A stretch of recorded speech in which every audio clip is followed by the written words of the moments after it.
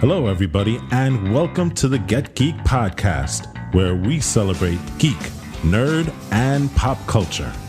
Each week, we deliver the best analysis for fans, by fans, on anything related to movies, TV, video games, comics, anime, and manga. We talk geek. And now, here's the Get Geek podcast.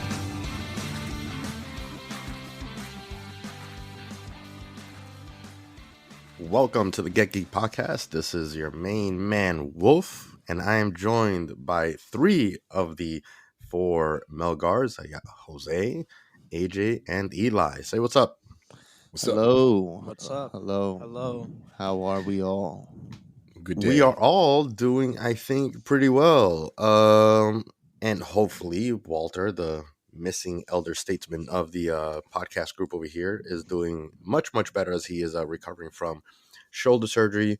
Wish you a very speedy recovery so that you can use these the two hands to start smashing whenever we hit you with some, Darth Maul sucks tropes and stuff. So, wow, he's not anyway. even here to defend that. Wow. What? He's got you guys to defend him. Okay, well, Do you then not Book of defend him Boba in Fett his should have been head? better. Book of Boba Fett should have been better. Too soon, bro. Too soon. I remain Switzerland. Too soon. Come on. Exactly. Exactly. Anyway, Man. we got a cool show for you guys. We're going to talk mainly about the Batman, but we'll hit you with a little bit of a review from some of the guys that have been playing Elden Ring. But before we get to that, please like, rate, share, and subscribe. It is the best way to support the podcast. Not the only way to support the podcast, but we got a Patreon out there. So if you guys want to, hit that link and send us a few donations to help us, grow this podcast for you guys, that will be greatly appreciated. Anyway, guys, take it away. I can't wait to talk about the Batman. There's a lot there to talk about, but I have not played Elden Ring yet, and I think I really want to. Trust me, I really, really want to. I just have not had an iota of time to dedicate to anything extracurricular, with the exception of our podcast duties. But yeah, Elden Ring seems to be all the rage right now. Yep. Definitely is. So speak. I guess quick thoughts on what y'all think about the game. For me, I'll go first very quickly. It's like if Ghost of Tsushima hated you and your whole family. That's Elden Ring for you, because From Software, the company, is known for making incredibly difficult games like Dark Souls, and this is no exception. I've heard that it's one of their most, if not their most difficult game, actually. And it's really, really hard. I'm playing it on like medium difficulty, and I am dying constantly, and I have not gotten very far, whatever the standard difficulty is. I heard it's harder than Sekiro, and I gave up Sekiro after like a day. So I haven't given up yet. Damn. But I have, I don't know if you guys have probably seen this character. I have tried several times, and I know that I'm not going to be able to kill it yet, but I've tried to kill that dragon that you find shortly. Oh, you no, lost it. you can't do that. Yeah, that's can't not do that. happening It's not gonna work. in a long time. No. But I like that. I like that aspect of the game. It definitely feels to me, like I said, like an open world in the vein of a Ghost of Tsushima, because of the fact that the combat is so intense and because of the stealth elements and things like that.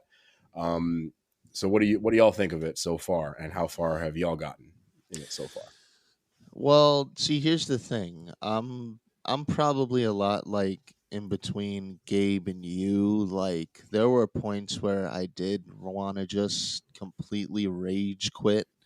But once you find, because there are exploits, you find those, you can find yourself getting pretty well along. And Like I have what? found a few. Like what? So there is a place in the there's a place on the map called Kaled, right? It's like very red, hellish area. If you go all the way down to the southeast, right, Eli? Southeast. Yeah. What about it? There's gonna be a place where there are these huge wolves, right? Oh yeah, And those. there's a camp. Dire wolves. Well, they look Bigger? substantially uglier. Oh yeah, way uglier, bro. They are Okay. disgusting. Okay. Like, Direwolves are lovely imagine creatures. dire wolves, but except they have big red beady eyes and their arms are like Tyrannosaurus arms and they walk on two legs and they're skinny as hell. Yeah. All right. Yeah, it's Yeah. disgusting. So It's like, like something out of Fallout more than it is out of this game almost. Oh. Creepy. Okay. yeah. Oh, there's much creepier things. But Yeah. anyway, there's a spot where these dire wolves are kind of like sorta just hanging out, but they're also right next to a camp of Oh. soldiers. Yes, the EXP farm. What you can do is you can ride past the wolves and go straight at the soldiers and instigate a fight between the two. You get XP for everyone that dies. Yep. You don't Oh. even need to fight. You can just watch them. You diabolical being. These are the things that you come up with in these games. I love it. This is what happens when you play a lot of GTA. It changes your approach to playing video games. And Skyrim, right? You play That's a lot not of even the worst Skyrim part, though. and all that, right? Okay. Yesterday, Eli put me onto something, and Oh I God! I Oh hated God! it. No! I hated it, but it honestly was worth it though. Mm-hmm. So there is a dragon, Oh frick! a very huge dragon Not the one that's that I sleeping. found. Nope, not the one that you found. It's so much bigger. Okay. Oh. Yeah. It's sleeping when you find it, if you find it in the right way. Okay. Why would you poke the dragon? Did you poke the dragon? I poked it until Yeah, it why died. would you poke the dragon? Did. What? He died? So Yeah. there's a special way that you approach it where Man. if you run up to its tail while it's sleeping, you can actually deal damage and it not wake up at all. You just stab it in the butt until it dies. But it takes like half an hour to an hour depending on your loadout. Oh my God. So I was sitting there I'm just hitting the button, hitting the button, Exactly. hitting the button, hitting hitting the there, button. spamming right trigger for like nearly an How hour. much XP do you get? Is it really worth doing this for an hour versus killing? Let's just say other- this. I was level 30. Yeah. I bumped all the way up to level 40. Okay.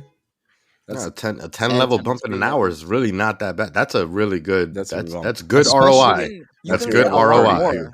Especially when you consider that once you get to my level, the amount of golden runes you need to level up is nearly 5,000. okay. And So you lose get an runes every time easy you die. 70,000 golden runes from that one dude. And you can get 95,000 apparently if you use the gold fouled foot or something, which basically boosts rune acquisition. You can use it to level up And right that away. too. Because Yeah, runes, so- runes like you lose them every time your character dies, and you have to go back and recover them. So it's like that Yeah. kind of extra difficulty also. Oh, really? Yeah, That That's your sounds level terrible. Up. That's your level up currency, and you have to See, go get it. someone like me that barely has time to get in like a couple Slayer matches on Halo cannot dedicate time like that to a game like this or Sekiro, where it's like, pardon me, I play 20 minutes and then I die and lose all the stuff that I did, and it's like, what? You didn't make No, any I'm not going to progress. do this again. I'm kind of in the same place right now. I haven't barely made any progress. I've just found some better weapons, but the game is fun. I am going to check it out though because Game's fun. again, the hype seems to be real. Might be worth Exploits, man. trying it on an easier It difficulty works. just to mess with it, like you like to do sometimes. Because it's a fun game. It's like I said. It's What are you guys? Ghost of You guys are Tsushima all vibes. on. Oh yeah, I mean, you guys are all on the PS5, yeah. Well, I'm actually doing it on the Xbox One X. Series- Oh, okay, you're on the Series One X, And I'm on Yeah. PS4. You're on the Series PS4? X. Series Yeah. X here. and Series X. Oh wow, so we got three completely different perspectives Mhm. here. Yeah. I would be very, very interested to see some screenshots or maybe some screen grabs of some gameplay from the three of you guys. Well, I have the Series X. We have the Xbox One X, and you said the PS4, right? So you could get Yeah. Yeah. the next gen So and prior gen perspectives. yeah, absolutely. I could do that. Maybe I'll get it for The the console. PS5 just to get just to kind of Yeah. be the comparative soul here. We have it for every console. See if the Yeah. PS5 SSD actually like really does improve the performance that much. Yeah, Because it does. that I don't know. I would wonder. That's why it would be great if you were to try it as well. Because there are definitely Maybe. load times. in Dang, this but you game. know what, man? There I are load times, really enjoy even on playing my 30. Series X more than the PlayStation 5, so I don't know. It's a much more seamless experience. But yeah. Anyway. Either way. Well, that's cool. Maybe in the future we can, when we get some of these screen grabs and stuff, we can give like a full proper review of Elden Ring. When you guys have gotten a little bit deeper into the game. I wonder. This game is multiplayer in a sense, right? I wonder if So it's cross-platform. here's the thing though. It's cross platform. It's not I mean no, it's not cross Cross-gen. platform. It's cross gen, not Or cross platform. across console. So Not you cross-play. you So, can't have like an Xbox play with a PS5. You Yeah. can have an Xbox One play with an Xbox One X. You So, can't yeah. do. So you and I could play, but Eli and I could not, essentially. And if Yeah. Wolfie were to get it for PS5, he and Eli would be able to play. Right. So, okay. That's too bad. This is another topic of conversation for the future because it seems like a lot of the issues with crossplay has to do with Sony's side, Yeah. That's generally what happens. from what I understand. Yeah. They generally tend to reject the idea. But Yeah. yeah. Cross-play and cross-gen is a good topic for a future episode. Should we jump into the big one Well, this week? that's yeah. I mean, I think that we should really get into the main topic of Ready? discussion here. The Batman, Mr. Vengeance himself. Yeah, man. Mr. So- Vengeance. So I think that the way that we should quickly format this is, I think we should do the good, the bad, and the ugly of the film. What are the goods? What are the bads? And if any, what are the uglies? There is one thing that I think that is ugly, not pertaining to the film itself, but to something surrounding the film. But maybe we can get to that a little bit later when we get there. What did you guys think? I mean, how do you guys feel about doing that? We haven't done like a film review together, at least that I was a part of for a while. And being that it's such a kind of interesting entry into a franchise with so many entries already, I could come it'd up be with cool to kind of compare what the good, the bad, and the ugly is. I could come up with one for all three. I'm down. Yeah. Okay. Well, so what were some things that you guys thought were good? The movie in general. Well, yeah. Okay. Well, yeah. I guess maybe we could start. Maybe we could start there. Maybe we could start like. I mean, I think that we all agree that it was good. I did not hear from Eli in any of the chats Was it because corny? Eli's a Good. ghost. It's good. It's good. All right. Okay. It's okay. good. Ah, man. I know you're looking for some reason to say corny. No, it's not corny, but it's. It doesn't register on the have- cornball meter at all. I have like one gripe, and that's basically. it. Okay. I have a couple gripes. What was the good the good details? Huh? to Yeah. that? What did you think was good from the film? I mean, it was just like All the good stuff, your favorite stuff, most memorable stuff. Yeah, I mean, like I love the detective aspect. It's sort of like a tragic Yeah. sort of film with like how dark and depressing it is, but Yeah. it's pretty good. And Robert Pattinson actually does play Batman pretty good, Mhm. which I wasn't expecting since we had like the Dark Knight. And sorry, I'm just comparing it to, but yeah, I mean it was. Well, good. one quick thing though. One quick thing. I'm sorry to interrupt, but like just because everyone's comparing it to the Dark Knight, Yeah. don't you guys think that it's kind of wrong to compare it to the Dark Knight since it's technically I- this series of films' origin film? I would I- compare it to Batman I- Begins. I'd still compare it to Dark Knight because it's still a Batman movie. I All don't right. think it's fair to. I don't think it's fair to compare it to any of the Nolan films anyway. But I mean, I don't think it's fair to compare it to any of the Batman films, but we'll get to that. I think it's more fair to compare it to Joker. But yeah. Oh, Yeah. And Joker. what else was good about it? What else was good about it? I mean, I sort of liked the villain of the story, but that's part of that's somewhat the part that I had a little bit of a gripe about. But Okay. yeah, I mean, overall the movie was just great. The plot was great. It kept me like at the edge of my seat at some points, especially with the Batmobile finally. Mhm. But yeah, that's basically it for me. All right. Yeah, that was actually quite a surprise. I was talking with him as we were leaving the theater. Like, I didn't know how on board I would be with such a um not so flashy Batmobile, but when you saw that thing in the theaters, you were actually scared of it. Yeah. And I think that its Yeah, appearance man. worked in its Yeah. favor. I Like, think it was great. It was like a dinosaur like screeching at you in the corner before it went after you. It was cool. It was like Not for nothing though. Not for nothing though. You see, like you see everybody realize, okay, there's something in the alleyway, and this is in the middle of a shootout. There's something in the alleyway, and you hear like some rumbling and all that. They just stop shooting and look in that direction.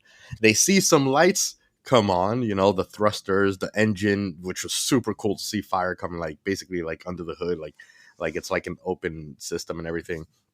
And they're still just staring at it, getting ready to run in the middle of a shootout. Why wouldn't you shoot in the alleyway? You know, why don't you start shooting at the car? that thing might have freaked But me I out, thought it but was an it was awesome introduction to the Batmobile. right. What else was good? Was good. so I'm mostly Sorry. going to echo a lot of what Eli said. Finally, we got a very good detective Batman. Like a really, really good Yeah. detective Hell yeah. Batman. Mhm. Robert Pattinson, good as Batman. Bruce Wayne, um, I'm only gonna say yes because his Bruce Wayne fits in very tonally with the rest of the movie. But I still have to say, and I know I said it's not fair to do this, but I'm gonna do it for half a second. I still prefer what's his name as Bruce Wayne. Christian Christian Bale? Bale? Yes, Christian Bale. Okay. Because I like how he's like, oh yeah, I bought this. He's You the know, he has a very playboy. cocky attitude. Well, Yeah, the cocky Playboy attitude aspect about of it. it, yeah. Yeah, he didn't play that up as much here, if not Like at at all that all. I can Yeah. see. But it still worked because it tonally fit the movie, You know, in my opinion. to that point, and we can maybe talk about it a little more later. I think this movie ended with setup for him becoming that Bruce Wayne. Maybe, Yes. Yeah. But Yeah. is there some other things that you Well, liked about it, or what about you, Wolfie? so the thing that I like the most about the film is generally that it's the most Batman film I think that we've ever gotten when you get down to the bare bones of who Batman is and what Batman That's is interesting. in the comics, you know, like this is the sulky, driven, you know, borderline psychotic, you know, Batman from the true Detective Comics Batman, you know. And speaking of true detectives, this is also the thing that I loved about the film. What makes it almost incomparable to any other film is that it is not a superhero movie Yeah, in any way, shape, or form, in my opinion. Yeah. I look at this as a suspense thriller comic book film. And the reason I say comic book film, not superhero film, is because it's obviously rooted in comic books, but there isn't any superhero aspects to it. There's no super villains. You know, if you compare it to like other superhero films where there's, you know, bombastic action and even the car chase seemed like a normal cop thriller car chase, not a superhero souped up Batmobile car chase with a supervillain, you know, chase. You know, Penguin is just, you know, and of course, I mean, if you're listening to this, you're in spoiler territory, but the Penguin is just, he's just running away like a common criminal on a highway. You know, he's like Yeah. not doing anything. He's not throwing bombs. He's not shooting at like Yeah, he other just- drivers on he doesn't the have a highway. weaponized He's honking umbrella. at them, trying to get them out of the way. Like he's trying to get away from the Batman like a common criminal. Yeah, And that's one of the other things that I really loved about the film is that the film was very relative in the sense that it felt like this could happen in the real New York City, you know, not only from like the set pieces and the design and all that stuff, but from the criminality aspect of it too. It felt like the club could be a real club here in New York. It felt like these villains could be real villains here in our actual reality and stuff, which I think lent to the fact that it was a a Batman comic book hybrid of Mindhunter and True Detective, if that makes sense. So yeah, I wanted to really kind of add to that point because I agree that's the thing that I liked about the film the most. It's like when you watch it, so it takes a little time to get set up, right? Which we know that we all kind of know that this is because they're setting up a Batman cinematic universe, right? We're getting a Penguin show. Yeah. Like this Yeah. is all, this movie had a little bit of extra on it that to set that up, but it didn't, it was kind of like, this was just a movie that like just happened to feature Batman in it, right? This could have been any other movie. And it was just made that much better because they threw Batman in it. And then to Wolfie's point, Yeah, that's true. right? That's true. To Wolfie's point, like the way that they represented Batman in this film as the and the way that, you know, AJ and Eli, you also brought up this point, the way that they represented him as the detective was more than they'd ever done it before in any medium other than, and I got to shout out Batman the Animated Series here.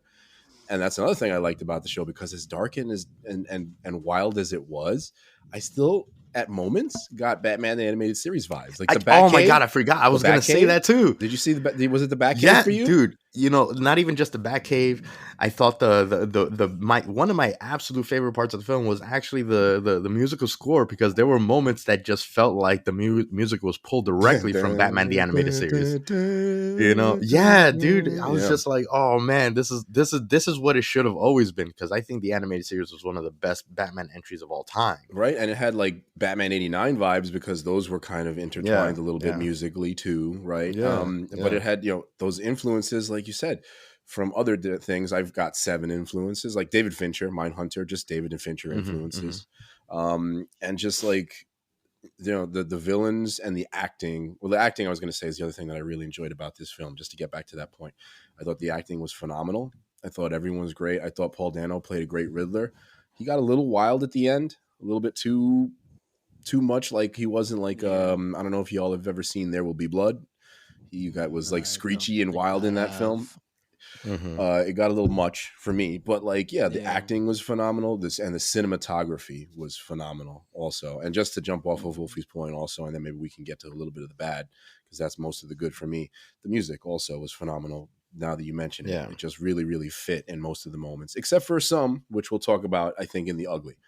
Well, before we get to the bad and the ugly of the film itself, I think that we should dedicate some time to some of the typical Batman film, you know, discussion. Right, every time there's a Batman film that comes out, it's always a topic of discussion where people not only just grade the film, but they kind of separately, the fandom kind of separately grades. Obviously, you know, the actor as Batman, the Batsuit, the Batmobile, the gadgetry, and the choreography. And I just kind of want to touch a little bit on all that stuff before we move on to the bad. But just real quick, just thoughts on, I mean, I know that we've all spoken a little bit about the Batman, about Robert Pattinson as Batman. Pattinson. We can refer to him that way and you know, I do want to talk about like the costumes, we spoke a little bit about the Batmobile, but what about the Batcycle and stuff? I do, real quick before I pass it off to you guys, this is I wanted to mention this before. The reason I can't compare this to The Dark Knight is because just as an example of why it's incomparable is because in this movie we're still seeing the transformation of Bruce Wayne as the Batman, and we haven't seen, and with that's going to coincide, it's going to bring us Bruce Wayne the Playboy as well. You know, that's why, like, you know, even in Batman Begins, if you remember, he didn't want to be the Playboy. He wasn't that, and they only touched a little bit on Bruce Wayne as this like vagabond, only cares about fighting, doesn't care about, like, you know, being Bruce Wayne and all that stuff, even though he ended up still doing his part in Batman Begins. I would say this film is kind of still in the same realm of Batman Begins, right, where they're just showing that middle part of Batman Begins as a whole film. So I would only compare this really to Batman Begins, because we're not getting that Bruce Wayne and that Batman and that Gotham that's already, like, you know, kind of exploded, with supervillains until The Dark Knight. And I think that the sequel that's pretty much guaranteed to be coming is going to be the one that we should compare to The Dark Knight. Jose, you had your hand up. Yeah, because what's up? I mean, to your very last point also, I would say both films kind of ended in a similar way, right? With like a greater evil being unleashed that we know Batman has to deal with in the second one. And also both films ended with that hint to, the Joker. but also, oh darn, I think I just missed my point after I said all that. I think I just lost my point. Nope. So I'm just gonna, you know what? I'm just gonna move on. If I get it back again, I'll get it back again. But well, like, boy, had those points. I wanted to talk about like the bat suit and the gadgetry and the choreography, specifically in the Batman world, right? Like, because Batman fights a certain way. He fights with the gadgets. He fights with martial arts. He fights with emotion. What did you guys think about the suit? Some of the gadgets, which he didn't really use many, which I loved, by the way. I personally loved, but what did you guys think? Oh, can I make my point real quick? Very, very quick. The thing about that I was going to say was that both movies kind of had that moment where Batman realizes that he needs to use the Bruce Wayne persona to help more. Yeah. That's it. Yes. That's what I was going to say. I'm sorry, Eli. I interrupted you? Can you go ahead? So wait, so you were asking about like the gadgets? Yeah, The suit and fighting, the gadgets right? and the A little choreography, the What do you fighting think of choreography. the man behind the mask, all that stuff. Am I the only one who hated the flying thing? Oh, the The glider. flying suit, Yeah, the glider. the glider. It's just absolutely disgusting. It's just Well- like inflated. It's like a balloon. But it's realistic. Yeah, Well, it's a It- windsuit. it is real. It's, No, no, it's, it's a wingsuit. realistic. Yeah. It's realistic, but that's not how it looks like in any of the other Batman Yeah. movies. Yeah. So it's that's just like because this it's one. just a balloon. It's so weird. Again, it's his second year. He's still figuring it out. He True. you know, he obviously also kind of had like a fear of flight. If you saw that, a fear of heights. Yeah. If you saw when he got up there, it's like it's the first time he was at the top of a building and about to jump off. Yeah. That might have been in this series. That might have canonically been the very first time that he jumped off a building, Mm-hmm. I think Okay, so. based so- on like his fear. I think so Yeah, too. that makes sense. I mean, it is only year 2 for him, so yeah. Yeah. I'll give it that. I thought the suits, they weren't my favorite bat suits, but I liked them because of the way that they were utilized and grounded in this world. Because it did look a little funny to me sometimes, him having that like little pack by the side of his leg, right? That knapsack on his leg or whatever it was, the gear pack. That's a drop pack for a rope holster. Okay, yeah, like I know that it's equipment that he yeah. needed and that he certainly should have, but like, you know, it's not like you said, but it's also like it's a good thing because to your point, Wolfie, this is the Batman that's learning to get all his equipment together and get all of his gadgets together. And like, yeah, for me also, I guess to that point, I thought that the gadgets were cool. I like the idea that he's gaining new gadgets slowly. I like the idea that the Batmobile was pretty much a regular car with just a couple of slightly wild modifications. There was only one thing that I really didn't like, and this is almost kind of in further spoiler territory. There's a moment later. Well, in the we're film, in full spoiler, so right, but this gets to really much later in the film, and I really want to touch upon this whole scene later. But the part at the end where he's fighting the sort of Riddler extremists that are trying to assassinate the people in Gotham, and he's hanging from the top of that scaffolding. I know he's kind of like, I know they could kind of explain in the narrative that he's kind of like jarred by getting hit in the chest with a shotgun blast, which had just happened, but he uses his grapple like 10 minutes later. And like for me, that was a little strange. That like we know he has some sort of grappling device, so that I know that doesn't have much to do necessarily with the gadgets in general. But that moment jarred me a little.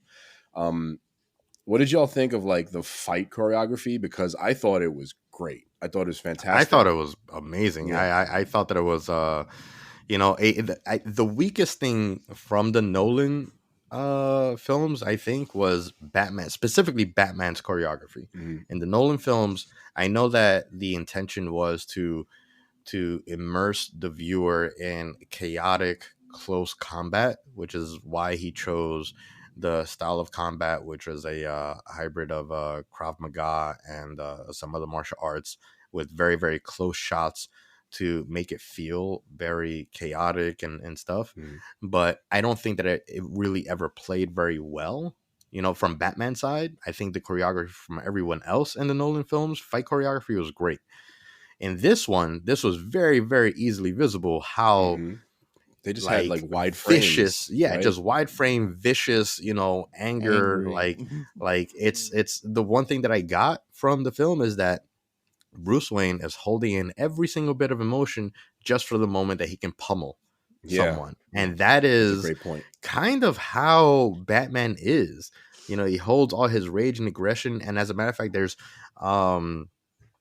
a new Batman comic series that just started that kind of touches on that. Man, I have it in my bedroom.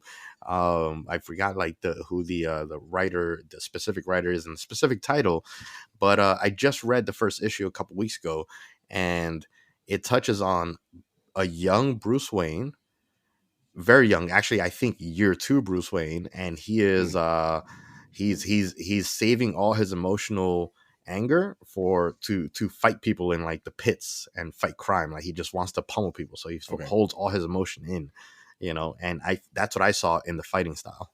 Yeah. I don't. I disagree about the choreography. I don't think it's that good because like you don't really see like that much like planned choreography. It was just throwing punches, some kicks, and just stuff like that. More force than actually technique, and that's what I saw in the fights. You know I what? think that was kind of the point, though. Yeah. Yeah, Like, but Yeah, I mean, none of these supervillains, they're not supervillains, right? That have like martial arts skill, with the exception of Catwoman. yeah. Their fights were like, real good too. Like even Yeah. barring that, like he's year 2, and like Gabe said, he's still working through crap. So he's not so much focused on technique as he is punishing the hell out of whoever he comes across. yeah. I don't know.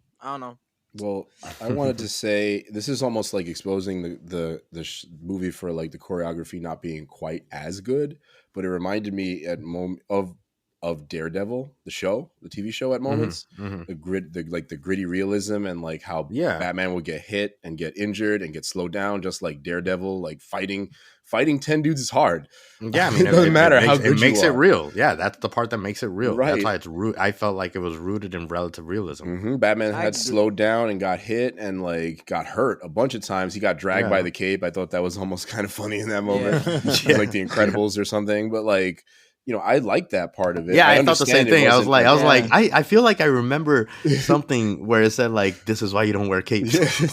But like, I get what Eli's saying though. Like, it wasn't as flashy as like you might get from other films. It's not necessarily that he was getting hurt a lot because that's like you said, realistic. So it's it's bound to happen. It's just that like there wasn't that much technique. It was just throwing hard punches and that's it basically.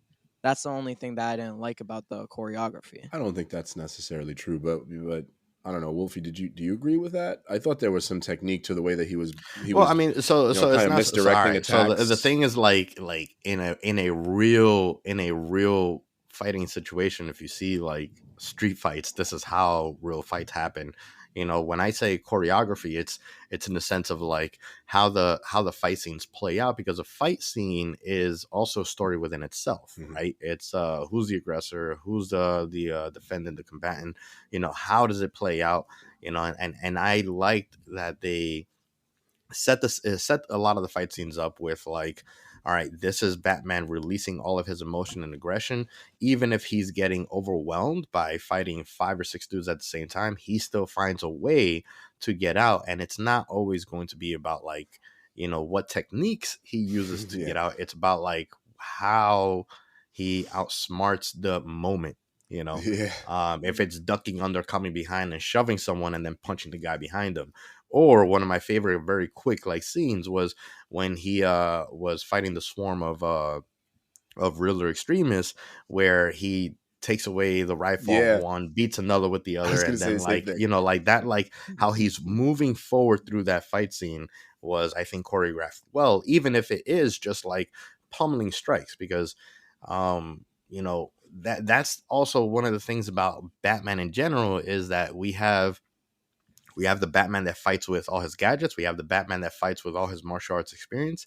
And then we have the gritty Frank Miller style of Batman that all he does is fight with like straight punches and side kicks to the rib, or like looking to break bones. And he was wounded and desperate in that moment. Yeah, I mean, I can understand Eli's point of view, like, lacking technique or martial arts skill, I think, as far as the choreography goes. But then on the other aspect, it's, while we've seen like Batman the martial arts movie, I don't think that that's what we're gonna get here. Because how often are you gonna fight bad guys that have martial arts skill, with the exception True. of Ra's al Ghul and you know the the Deathstroke, ninjas, you know. So Yeah. Court of Owls. um yeah. Oh man. Oh god. Eventually. I did, to be honest, I and thought they were this is alluding veering to off. This is that. veering. I thought that they were going Court of Owls. I really wanted that, They're gonna do but it in the hopefully. Exactly. They're gonna do it in the All right, sequel. so this is all right. So I think we're good on the good. I want to go into the bad, and hopefully we don't harp too much on it, because overall I thought that the movie was excellent. I loved it, but there's a couple things. I have really two main gripes with the film. Okay. Why don't you Okay. start us off? I'd love to hear. Well, Curious to the hear. first gripe is apparently apparently everyone that shoots a gun in this movie must have been a stormtrooper at some point. Okay. Oh my God. Because I've never seen people that can shoot at the Batman point blank and just not at all even aim to his face in any way, shape, or form. And he doesn't, it's not like he's even like taking cover, he's not running away. We're talking about every single scene that involves shooting at the Batman. Batman, not he it's not even that he like sees them, face front. They get the drop on him. They shoot him from like the side or behind, and he every single time is just unfazed by having a apparently completely bulletproof suit. And it's like, Which is one thing, right? But like, even if it's it's bulletproof, one thing to it have a still bulletproof hurts. suit. It's Still another thing hurts. to be to just be that like unfazed Yeah. and careless. And to a certain point, I do, there was a moment that like he was very specifically that I don't think that he ever this has ever been mentioned in any Batman film, but he told Alfred that like, I'm not afraid to die. Yeah. Like he showed that he has absolutely no fear of death. He just wants to, keep doing this until, either he changes something or until he dies. That's the way that he looks at it. And it's very apparent in how he acts in the film. But come on, there was like the guy with the point blank shotgun. You're a bad guy. You're not going to shoot his face. Yeah. I He gets agree. not even one scratch from any of the shots. I mean, he had like some point blank assault, automatic, AK-47 assault rifles, and he's just walking through the hallway. What? Yeah. He just stalked everybody down, and they just shot him in the chest, in the stomach, and everywhere else. He just like bing bing. He was like Iron Man. But just, like, and the walking thing is, forward. it's not just with the Batman though. It's not just with the Batman. Think about the scene where like they tried to assassinate the mayor. She got shot in the stomach, and then a couple scenes later, she's surviving perfectly fine in the flood, and she just walks out as if she doesn't have a stomach wound. That reminded me. Like you just can't. Like if you know anything at all about like ballistic wounds, Salud. if you get shot in the stomach, you are pretty much immobilized from the cramping, from the clotting, and on top of that, it's one of the most difficult places to stop the bleeding altogether. That reminded me. Now, couple that with the flooding. Yeah, like that should have gotten infected. Oh yeah, that reminded Forget me about of infected. salt She should have water. gone into shock. It was like She literally just got helped out, and she walked out, and everything. She's swimming out, and I was like, "What?" It was like when Arya got stabbed a bunch of times in that scene in Game of Thrones, and then had an action scene running through the town, running through dirty water, and then she kills the waif in the dark off screen. It was like gave me vibes of that. It's like there's no way that she would be able to pull off any of these things. I mean, yeah, but a And, stab like, and a gunshot wound are like. Right, like right, I like she that was even though it was a little bit was ridiculous, multiple that was a little stabs. bit more It that was a little bit that was still a little bit more believable. It was multiple stabs to the stomach, but like it also, I got the same vibes because it kind of leads into my ugly, which I won't reveal entirely. But like the action scenes in the final set, like the third act, didn't really have stakes for me because the Riddler extremists. I understand Batman's coming for you, and like everybody's gonna start shooting at him. Him having the bulletproof suit and nobody shooting his face kind of made it feel like, okay, this is going to turn out just fine. There's not going to be a problem with this, until they had him hanging off the scaffolding again to, I feel like, create kind of that fake tension. But also like the fact that the Riddler extremists decided to completely stop their entire mission. Like every single one's like, let's focus on Batman and not kill any of the people that we came here to kill, was a little silly to me in that moment. The fact that there weren't those heavy stakes in some moments, like, because this is another film where like Yeah. not a lot of people were in real danger for most of the time. I I mean, mean, the only I thing. no, no, Well, go on. Sorry. the only thing I will say is they are extremists that what's it Riddler picked up off the internet. They're Sure. not Yeah, a, yeah, they're they're not not. Yeah, Yeah. they're not trained specialists. yeah, Most of them probably don't even really know how to use a gun. Maybe one or two people do, but not everyone. Yeah. And so yeah. it's These are like just at that point they were just like, "Oh crap, the Batman's here. We got to defend ourselves." Guns. I mean, Hmm. even it's even apparent in the hesitation in shooting the Batman with a shotgun. You know, like there was like a scene where like one of the extremists was like he shot like instinctively at Batman's chest, and then when he goes to reload to shoot him in the face, he's like still kind of shaky and hesitating. You know that I think that points to that. But the other thing that I thought that was bad, and I'm putting it in the bad section because it's nowhere else really that we. It's just I kind of really wish that we didn't have scenes that we already saw. I think Hmm. that Mhm. yeah, I mean like you know in the sense of like okay, we have a I don't want to go on every single scene, but as an example, like you know Mhm.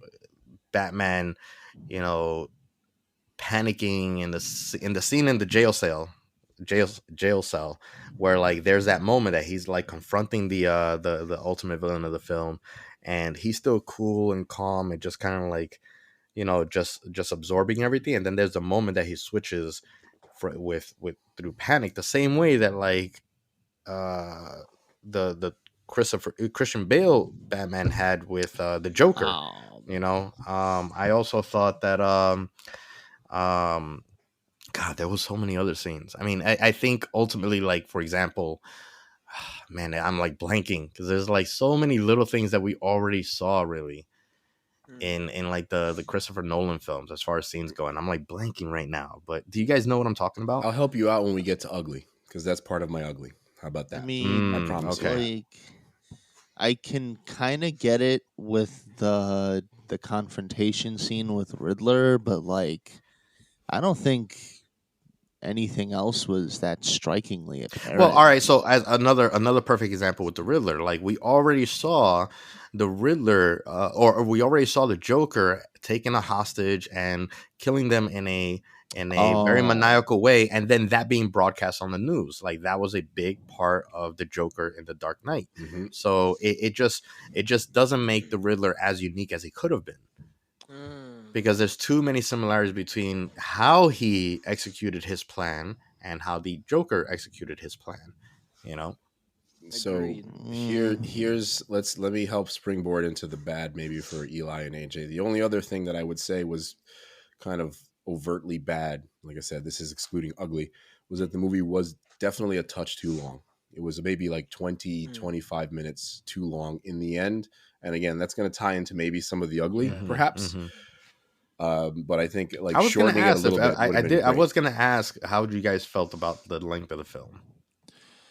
I was okay with it. I There were some parts where I felt a little tired, but Yeah, like not anything like super crazy. Like I yeah, for the yeah, most part didn't notice it. yeah. Same. I actually didn't really have a problem with the length of the film. Um, that could have also been due to the fact that, like, in my viewing, a fight broke out like right at the beginning in the Hmm. theater, and like Oh, I was kind of like on edge a little bit. Okay. Oh, for Forgot to real? mention that. Yeah. Damn. okay. So That's yeah, crazy. like literally in the row right in front of me. I thought I was gonna have to like kind of sort of spring into action What or happened? leave the Does theater. anybody know what happened? Do you know Well, why they fought? so if in the group chat, I think I messaged that like, man, like this film's gonna be a little bit of a Yeah, I saw interesting that. film. So I guess I there didn't was know it these got there. three kids that I guess sneaked into the film, Okay. Okay. right? Because right next to me, there's these three kids, and I did have to confront them. I was like, because they were just talking the whole time, and within the first minute, I just looked at them. And I was like, "Are you guys going to talk through the entire film? Because it's a 3 hour movie." And they're just like, "Oh, I'm sorry, whatever."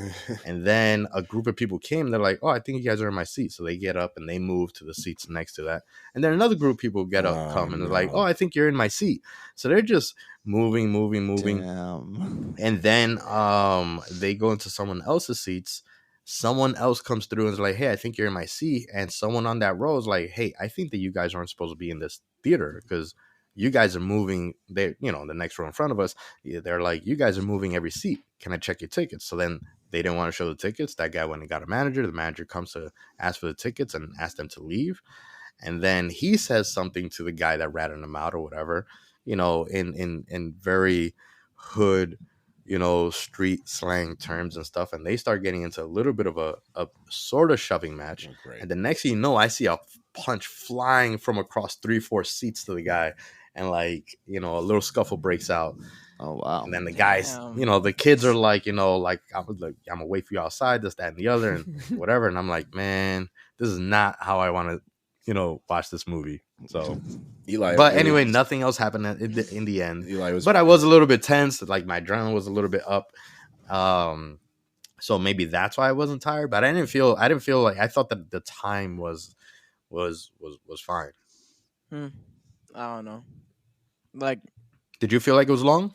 The ending was a little bit too dragged on with the whole like happy ending sort of thing, and him like realizing who he was. Like, it was good, and it like sort of it did build on his character, but like I felt like it was too long and too dragged on.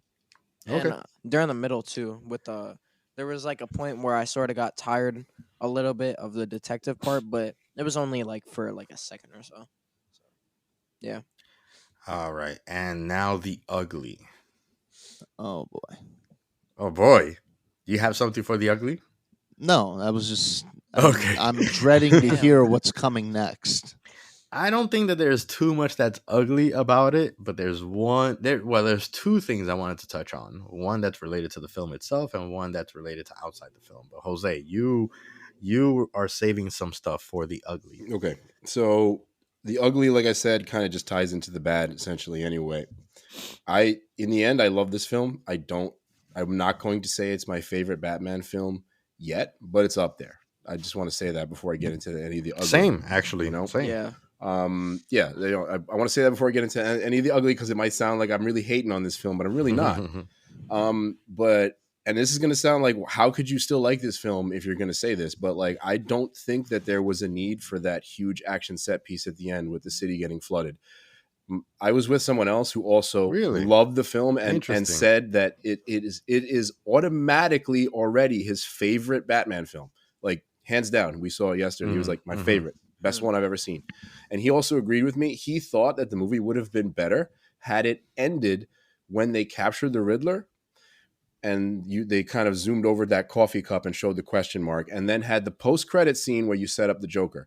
The reason why I say this also is because this ties to your point, again, Wolfie. They kind of took stuff from all three of Nolan's Batman films. This was like the disaster scenes with Bane in the final movie. This was a lot like that. It was a similar situation where Batman had to make a bunch of crazy. I mean, it was also very similar to the end of Batman Begins, where like the city gets like trapped, and then there's mad chaos, and there's the vapors like chaining everybody and all that stuff. Yeah, there's a lot of it. It was similar. It was similar to that, and like I didn't think that or at least there should have been a different way to end the film that didn't necessarily involve, again, the big action sex piece, because that's where a lot of the things went wrong for me. Again, to your point, Wolfie, when the mayor gets shot, the mayor-elect gets shot and just recovers a few minutes later and is wading through dirty water and helping people, to escape the impending disaster.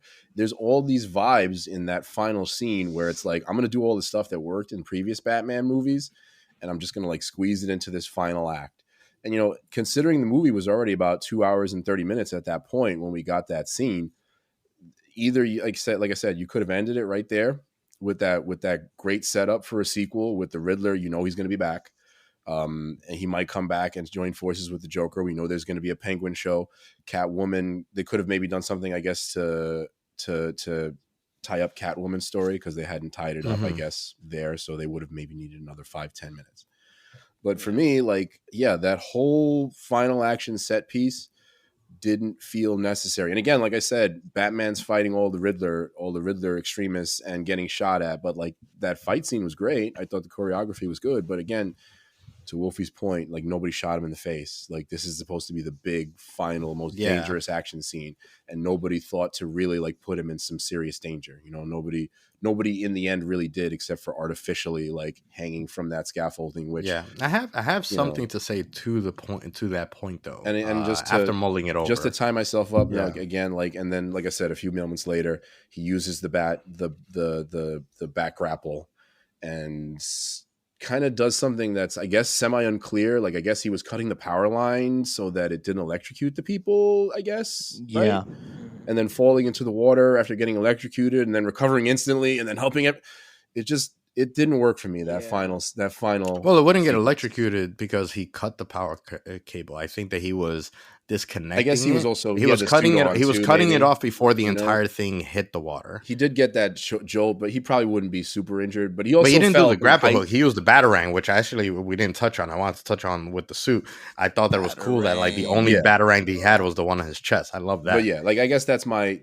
I don't want to go too far or too long on it. That kind of all ties up to ugly for me. You know, I thought it was a little unnecessary and maybe could have been ended a little bit better. It was like Wonder Woman. That's very interesting. You know? That's very interesting because like if you don't have a final act where you don't show the villain as a supervillain and the Batman as the Batman saving the city, then I think that we would all be left wanting. But I kind the of like whole- that though. I yeah, like the that whole it point was is- different. It could have been different. Yeah, I know, but I think that would have felt very unfinished though. If you take that away, I think that like you would have had. I do think that like the final act. I was gonna ask, like, I don't think that the final act was wonderful, because of like the fake tension and you know, like the false sense of danger. But the reason I think that it was actually necessary after like that, I guess coffee mulling cup. it over Yeah. after mulling it over is that the final act in the film itself is not meant to introduce him as a superhero essentially or whatever. I think it's more to transform Bruce Wayne and the Batman into the Bruce Wayne and Batman that we're going to get, you know, which obviously, you know, shows that in the end. So it was less about the Riddler and the Riddler extremists and everything, and more about how he dealt with the situation, how it transformed him, is how I look at it. Would I don't you know how I feel about that. Would y'all go as far? I mean, Eli, I want to let you kind of elaborate, but would you maybe go as far, Wolfie, as to say like the final act was probably the weakest one of the film? Or is that not the case? Of all the films? Of this film. The weakest act of this film. It's hard, man, because I think that it is weak, but not for because that's what the Riddler and the Joker would do. Like their final. The only thing that I wish that we would have seen or had is the final thing being an actual riddle, you know, because that's their thing, right? Their thing is like, I'm going to destroy the city, you know, like, and I need to actually do it. And I thought in a way it was really cool how it happened with how things are going on in today's day and age with like the, you know, social media and all that stuff, like the social media aspect of him recruiting people to his cause, you know, on social media. I thought that was a cool aspect. And the other thing that I thought about that was kind of cool there is that when we're watching, when you're watching the live stream of his like final message to the people, and you see the comments and you see them talking about like, oh, rifles are good. Oh, that's the combat like winter mask and stuff like that. When I first saw those comments, I kind of like dismissed it. I was like, oh, that's just like commentary and stuff like that, just like the Batman did. Until we get to the final message that he says like, we're all going to, you know, take this city away or whatever, something of that sort. And then they go back to the comments and we realize, oh, we're not reading comments. We're reading their dialogue about what they're about to do. And it's to get the guns and get the mask. I thought that was kind of cool as an effect. What if they did this? What if they removed the Riddler extremists from the final act altogether and they just had Batman saving people from the disaster? That way you still get the progression to Bruce Wayne, the progression to I think that would have been better. And then you have the Riddler extremists kind of be also a post-credit scene. Like, oh, the Riddler did have some impact that Batman didn't see that's coming. Yeah. And the Riddler extremists are going to be in the second film, and the Riddler will be kind of maybe involved in the second and third films to a smaller capacity. Actually, if you take out the extremists, then yeah, like I think that like you could have had the extremists still in there, but not in executing this ultimate plan, and more like the city's going to crap. The city's going to crap, and then these guys, they just happen to show up to try to stop the Batman from saving people. That's it, but not that they're the ones executing the plan. Yeah. Eli, did you? I think you wanted to say something about the ugly. Anything that you thought that you think is about ugly? That? Yeah, I'm just gonna agree with you guys. I didn't really like the ending that much. The ending felt like sort of a letdown, and like you said, Jose, it posed really not too much of a. It wasn't really totally necessary, except for the fact that it helped bring some sort of character building to the Batman's character, but like other than that, I didn't really like the fact that it seemed like such a letdown for a final act, quote unquote. I also didn't like how dark and depressed Batman was. It's like an emo kid. He was like literally an emo kid all the time, which I mean, I get it. That's the character you're supposed to play, but it was a little bit too much. But wait a minute. You loved Kylo Ren, and Kylo Ren had a whole I hate Twitter Kylo thread. Ren. I hate Kylo Ren. No, now. don't switch it. Don't He's come cringe, on, bro. No, I swear, on God, he's cringe. I don't. Well, I the don't thing like is too, Kylo Ren. the Riddler's he's being transformed into the Riddler. I don't think that he becomes the Riddler until he actually gets captured and he meets the Joker. Yeah, I didn't like the Joker either. you know who? Do y'all know who that was? Do y'all know who that was? No, that was what was his name? Do you remember in Eternals, the one who had the mind control powers? That was him. Barry Keoghan is his name. I looked and saw if there was, because when he spoke and did all of that, like I knew that it had to be some named actor, and it was that it's that guy. He would be a decent Joker, I think. I would. He wasn't bad in that final scene. I'd like to see more. I thought that I think that this is that we're actually going to get the first Joker that's like from the actual comics in the sense. I think every Joker that we've gotten has been a film Joker, not a comic book Joker. And I think just from like the hairstyle, the elongated face that we saw a little bit and all that, I think that we're going to actually see a Joker from the comics, or a Mark Hamill Batman the Animated Series Joker, which is probably the most comic. Well, yeah, I mean, I mean that Joker is also pulled from the comics. It's the most comic accurate for sure. Yeah. Well, what about the Joker from the Joker movie? Are we just gonna completely forget? Well, no, I understand. It's just what I'm saying is that like those Joker. I'm not saying because obviously Heath Ledger, an amazing Joker, Joaquin Phoenix, an amazing Joker. I just think that those Jokers are film Jokers. Yeah. You don't see those Jokers in comics. They're like down from like their costume design, how they act out the Joker and stuff like that. I think they're great Jokers, including Jack Nicholson and stuff like that. Although Jack Nicholson's Joker is sort of a little bit, no, Jack Nicholson's Joker is still kind of like a film Joker because we don't really have that Joker. He was still in Jack comics Nicholson. either. Yeah, you know what I mean. Yeah, we haven't seen the Joker from The Killing Joke, for example. We haven't seen that Joker in film. But wouldn't you want like a crossover with the Joker and this Batman? No. I wouldn't want to see a crossover. I want the Joker to live on its own, just because I don't want it to be tarnished by limiting that Joker universe with Joaquin Phoenix. When you put it in with something like, for example, if this Batman really, really was part of the DCEU, then you have what you had with Batfleck, where like, all right, well, we have to make him part of like this whole superhero world with like the muscles and the saving, being kind of goody two shoes and stuff like that, Like Eli, I guess we loved Aquaman. We all enjoyed Aquaman. Do you really want to see Pattinson hanging out with Aquaman? No, I don't want to see that. As much as I love those. I don't want to tie it in. Yeah. No, I'm talking about the Joker from like the Joker movie. Well, I'm convinced that that's not the real Joker. That's my canon. I think that's the Joker that ends up influencing the Joker from the Joker film. So maybe, yeah. I mean, that's how I feel. That's just my opinion. Well, I do love the fact that the Joker is this character that doesn't have an actual origin, and maybe this is just one of the theories that like, this Joker came from that Joker. I love all that. Yeah. I don't want the Joker to have an origin because then I feel like it kills the mythos. Um, so I wanted to talk a little bit about like the one thing that I felt immediately after the film that is kind of ugly, and maybe you guys agree with me or don't, Mm-hmm. but I think that the replayability of this film is probably the lowest of all the Batman films. Yes. And of course, I don't include the Schumacher films, but like if this movie is playing just randomly on TV, it doesn't make me. I don't feel like it'll make me like, oh, let me just leave this on and like sit and watch.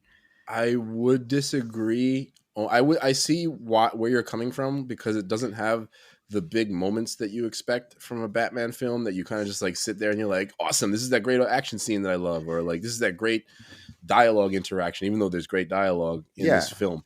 The only reason I disagree is because I'm a huge fan of, like I said, movies like Seven. And if that's on, that's a movie that you kind of are supposed to watch in one sitting altogether, but I still can't resist, even if it's yeah. on, watching like a few minutes of it. So I feel like I'll do the Yeah. same thing with Well, this it's film. not even for the action because I thought, to be honest with you, I loved actually all the action. You know, even though some of it might have been illogical. Mhm. You know, some of the action made no sense. Like again, being shot at by I would say thousands of bullets by the end of this film, and Mhm. not a single one of them scraping him, getting through the armor.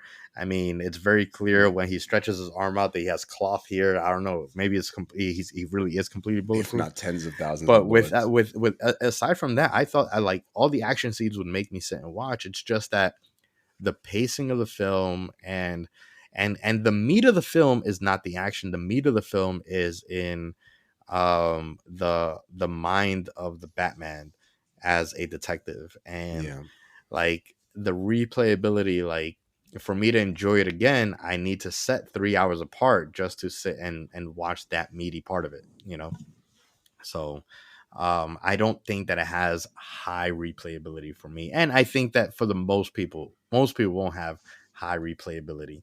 I definitely get what you're saying and where you're coming from because, you know, there are times where like, you know, a dialogue or you know, a film like Seven comes on and I'll leave it in the background because I know everything that's happening. So I don't need to read it or listen to it.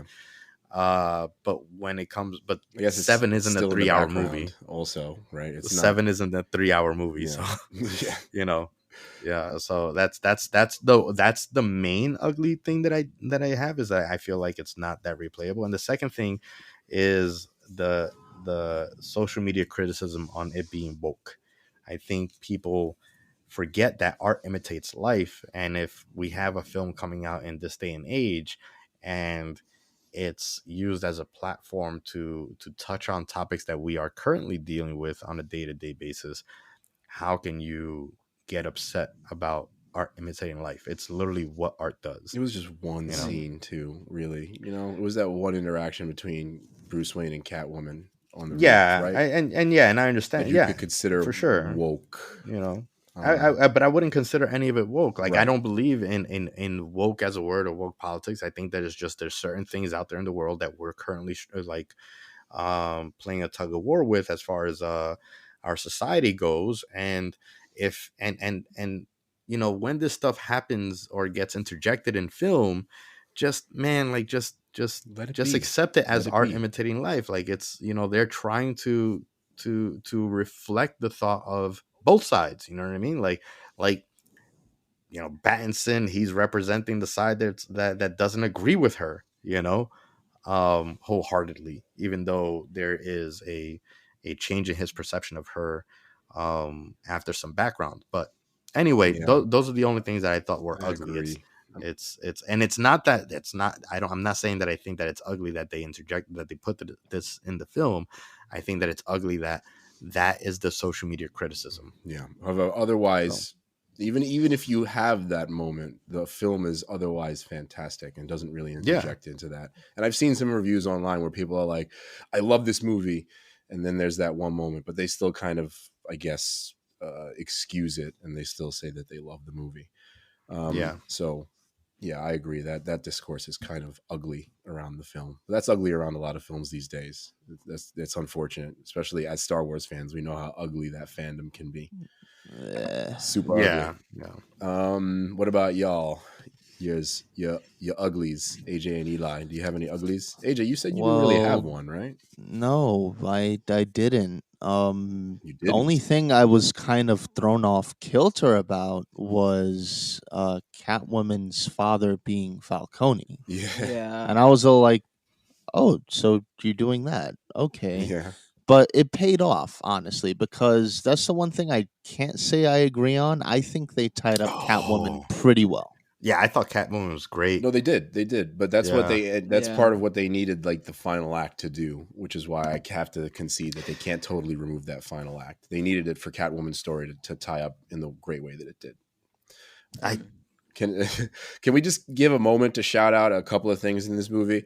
First of all, I think one of my favorite scenes was the penguin giving yeah, them that's a what I was just Spanish gonna bring lesson. up. yeah. Oh my god, I wanted to talk about Colin Farrell as the Penguin in general. That's the great. It is. He is. Oh my There's. gosh, I can't wait for his show. I cannot He's like getting a honestly. show? Wait, what? Yo, dude, He's getting a dude, show? Y'all don't know this? I think that he is No. amazing. I think there's nothing there that reminded me really of Colin Farrell. No. And I wanted to actually ask you guys. I completely forgot about this, man. Did you guys? All right, so let me know if you if all right. So for me, I got some like serious, even though it was not too much of it, but I felt very much so in how you portrayed the penguin, much like the clown in Spawn A by little John bit. Leguizamo. Did you guys see the movie Spawn? Yeah. The old Probably, movie. yeah. Yeah. Yeah. There were some moments that really like how witty he was and like how kind of like slimy he felt and stuff. Like there were scenes that really made me feel like, oh man, I think he pulled from like the clown in Spawn, He looked at Violator. He looked at the photo of the mayor. Batman was like, "The mayor just died." He's like, "Oh, that's the mayor." Like, yeah, I know. It was like I didn't even. He was like, see why that. don't you ask his wife? Oh, too soon. Yeah. Too soon. You know, like Yeah. I thought that he was amazing. And in a movie that had literally absolutely this is one of the things about the film that was a little bit jarring. Every single film does have a section of the film called Fun and Games. That section usually comes 30 to 40 minutes after the start of the film. And it's a section where you see a montage of like Batman, like, learning martial arts. Like in Batman Begins, the Fun and Games section is where and it's called Fun and Games because it's fun for the viewer. Like it gets them emotionally high before their first major plot point. It's a little levity too. We didn't have that in this film. So when you have the Fun and Games, it gives you a little bit of comic relief. It gives you a little bit of it kind of relaxes you before getting the movie back to being intense. And we never had that. But it was good that we had a little bit of comic relief from the Penguin. Like the only comic relief in the film was from the Penguin, which I loved. There was only one other moment that I wanted to shout out that was slight comic relief, because you're right. There's very little levity, very few moments where the movie's like, I'm going to take the foot off the gas of complete darkness and have a little light shine through. You have a lot of cats. Yeah. That was one, right? That was one. And how nervous he was around Catwoman in moments was a little funny too, right? Like even when she was like, "Are you scarred under their vengeance?" He was like, "Yeah." Yeah. I like almost stuttered it. But like the other moment between him and Gordon, where he was like, where Gordon pulls out his gun, he's like, "No guns," and Gordon's like, "That's your thing, man." Like, I like that too, because that's like almost an Easter egg to Batman's not using weapons, and almost the last films where people were criticizing him using guns, even though that's not generally his rule in the comics. Actually, it's not always been his rule. And Wolfie knows that, but like, that was another moment of levity. It becomes his rule. He gets broken in the future. Yeah. I mean, he used guns initially, I think, in the comics in the beginning, right? So when he first started, but not to kill. Yeah, like utility guns, I guess, mostly. But yeah, either way, I loved that moment of fun and levity too, and I wanted to give a special shout out to those Easter eggy moments. So Eli, you don't have anything else that's ugly then I think we're kind of wrapped up on the good, bad, or the ugly then. No, there's not really anything that's ugly per se. It's mostly just like the bads. I mean, there is not that you have to have something that's ugly. I just if there is one thing, I'm just gonna put it out there real quick.